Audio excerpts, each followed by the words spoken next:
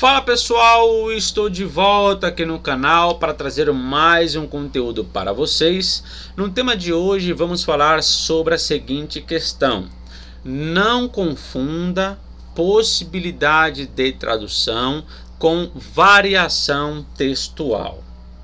Muitas pessoas têm confundido, esses dois tópicos, como se quando uma tradução bíblica ela discorda de outra tradução, é porque existe ali algum problema num texto, Ou uma seguiu o texto crítico, ou outra seguiu o texto bizantino, Então elas estão variando por causa disso, mas não é bem assim, tá? Eu vou mostrar neste vídeo que existe uma diferença na possibilidade de traduzir um texto e de variação textual. Mas antes que eu comece a falar sobre isso, se inscreva no canal se você não é inscrito, deixe o seu like e compartilhe se você puder e quiser.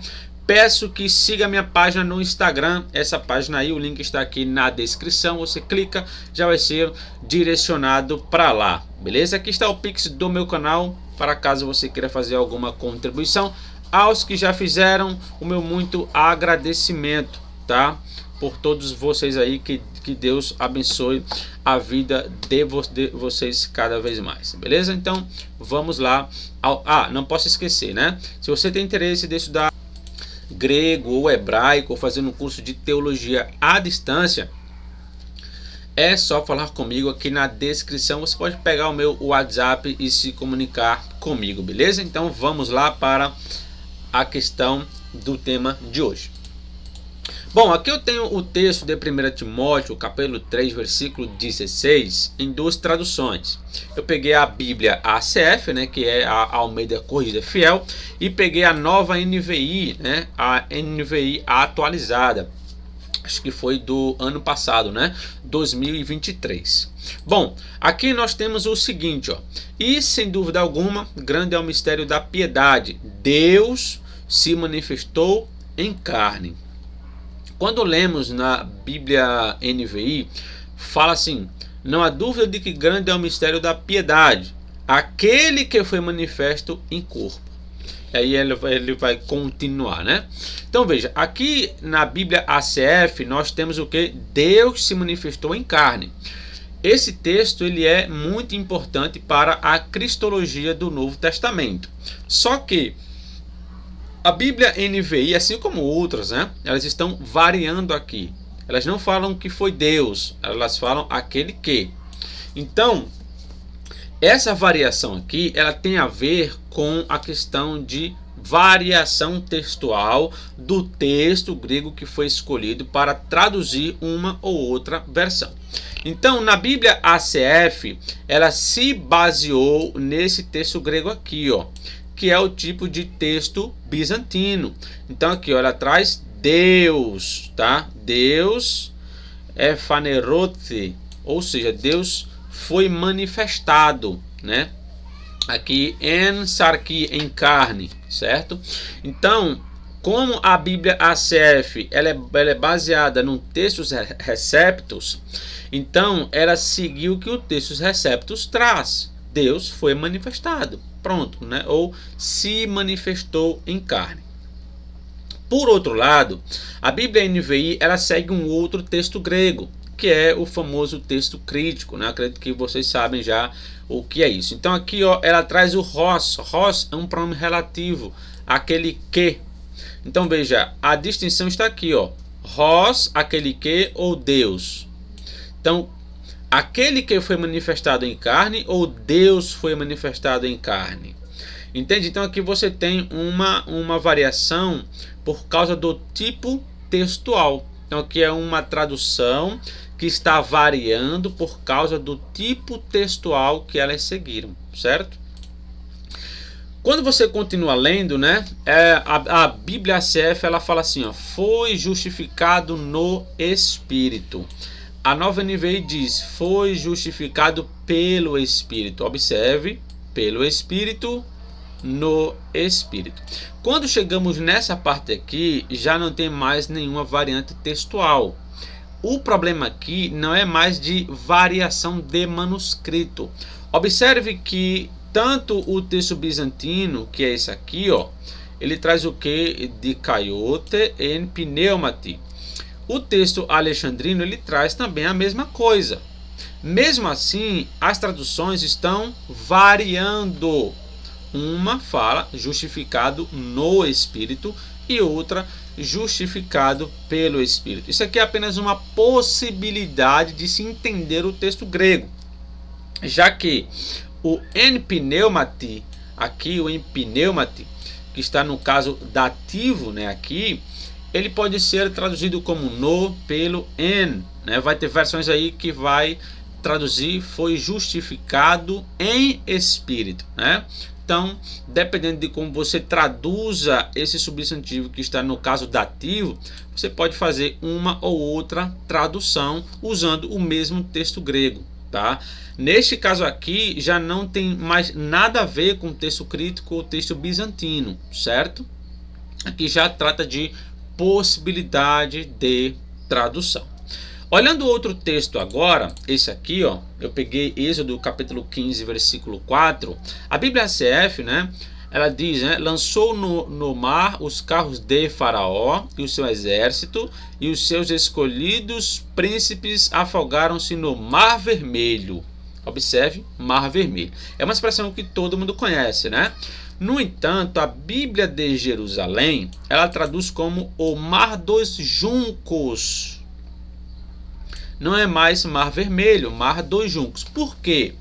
Porque neste caso aqui é uma questão de variação textual entre o texto hebraico e o texto da Septuaginta, que é o Antigo Testamento em grego. Então, o Mar Vermelho, ela vem de onde? Ela vem da Septuaginta, ó. Erutrá, Talasse. Erutrá é vermelho, né? Foi traduzido aqui como vermelho corretamente. E o Talasse é o mar, Mar Vermelho, certo? Só que quando você pega o texto em hebraico, você tem isso aqui, ó, Yam Suf. Yam Suf, Yam é mar, mar do, né? E Suf é junco. Junco é uma espécie de planta que nasce no Nilo. Então, a Bíblia de Jerusalém, ela se baseou no texto hebraico. E a ACF, ela se baseou na Septuaginta. Então aqui temos o que? Uma diferença por causa da variação textual entre esses dois textos, certo? Aqui já não tem nada a ver com possibilidade de tradução. Outro texto interessantíssimo é esse aqui, ó, de Romanos 1:5, né? Veja, a Bíblia ACF, ela traduz assim, ó, pela qual recebemos a graça e o apostolado. Observe que quando ela diz graça e o apostolado, está falando de duas coisas distintas, certo? A graça é uma e o apostolado é outra coisa. A Bíblia do Peregrino, essa aqui, ó, caso você tenha, você pode consultar aí. Ela fala assim, ó, por meio dele recebemos a graça do apostolado. Veja como muda tudo, né? Na Bíblia ACF, graça e o apostolado são duas coisas distintas. Na Bíblia do Peregrino é a mesma coisa. A graça é o próprio apostolado aqui. E aí quando você pega o texto grego, seja ele bizantino ou seja ele crítico, não tem diferença nenhuma aqui. Então por que as duas versões elas foram traduzidas de formas diferentes aqui? A questão é a seguinte: a expressão harim, que é graça, e o apostolen, que é apóstolo, né? Apostolado, elas estão ligadas pela conjunção kai, certo? E kai representa o nosso e, tá? Então você pode traduzir como está aqui, ó, graça e apostolado, certo? Ou graça e o apostolado, né?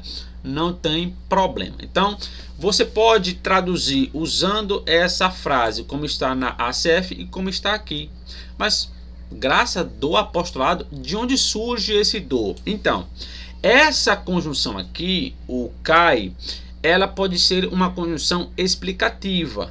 Neste caso, ela vai ser traduzida como isto é, que é sim, certo? Então a tradução seria a graça que é o apostolado, a graça, isto é, o apostolado, certo? E recebemos a graça, sim, o apostolado. Então veja que nessas outras possibilidades entra com o sentido que está na Bíblia do peregrino. A graça do apostolado, ou graça que é o apostolado, é a mesma coisa. Então veja, aqui eu tenho uma possibilidade de traduzir isso aqui como e, ou como do, como que é, como sim, enfim. Então quer dizer, abrange várias possibilidades. Então isso aqui já não tem mais nada a ver com texto crítico, texto bizantino, né? Nada a ver. E o que as pessoas confundem é exatamente isso. Porque muitas pessoas acham que quando alguma outra Bíblia discorda da Bíblia ACF, é porque ela discordou, é porque ela segue outro texto. Mas não é necessariamente isso. Às vezes o texto crítico e o texto bizantino estão falando a mesma coisa. O que vai diferenciar é a possibilidade de entender essas expressões, tá? Como eu já expliquei aqui, né? Aí outra questão é essa aqui, ó, para a obediência da fé. Esse é outro tópico interessante. Por quê? Porque o que é obediência da fé? Né? A Bíblia do peregrino, ela fala assim, ó, para que todos os povos respondam com fé em seu nome. Ele comenta, né, aqui nessa tradução dele, é uma Bíblia até grossa, né, ó, tem bastante comentário aqui. Ele vai explicar falando que esse sentido aqui, respondam com fé, seria o seguinte: para a obediência à fé. No caso, seria o que? Obediência à fé cristã. Aí, aqui no texto grego, isso aqui, ó, pisteos. Esse pisteos, ele pode ter diversas possibilidades de entender isso aqui. Porque está no caso genitivo. O caso genitivo, ele tem mais de 30 usos na língua grega. E aqui alguns usos eles são possíveis, como é o caso de um genitivo objetivo. O que significa? Significa que o substantivo, no caso aqui pisteos, que é da fé, ele seria um objeto direto de uma ação verbal implícita no substantivo obediência, que é o rupakoem. Então a ideia seria obediência à fé e não da fé. Percebe? Aí uma outra ideia seria entender isso aqui, esse pisteos, como um genitivo subjetivo. Neste caso, a ideia é que esse substantivo, fé, ele seria o sujeito de uma ideia verbal implícita, né? No substantivo principal, que é obediência. Então a tradução seria, né, aqui a obediência que a fé produz. Então a fé, ela produz obediência, porque se eu tenho fé em algo, eu vou obedecer aquilo. Percebe? Então veja, a mesma palavra ela pode ser traduzida e entendida de várias formas. Uma outra possibilidade seria entender isso aqui, ó, esse pisteos, como um genitivo de aposição.